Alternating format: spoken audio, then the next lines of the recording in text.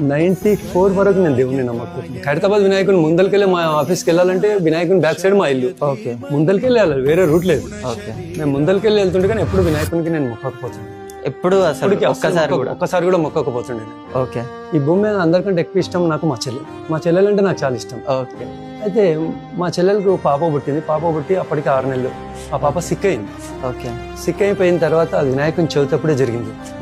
వినాయక చవితప్పుడే జరిగింది. సిక్ అయిపోయిన తర్వాత హాస్పిటల్ వేసినాం. హాస్పిటల్లో పాప చనిపోతుందని చెప్పింది డాక్టర్. నాకు పర్సనల్గా చెప్పింది. హైదరాబాద్లో ఒక ఫేమస్ డాక్టర్ ఉండే. ఆ డాక్టర్తో నాకు బాగా రిలేషన్ ఉండే. ఆయనే చెప్పింది పాప బతకదు.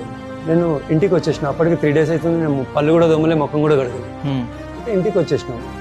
వచ్చేసి కాలు చేతులు కడుక్కొని ఇంట్లో ఇట్లా మంచం మీద దొరికి ఫస్ట్ టైం నాకు తెలియకుండా నేను దేవుని దగ్గరికి వెళ్ళి దేవుని మొత్తం.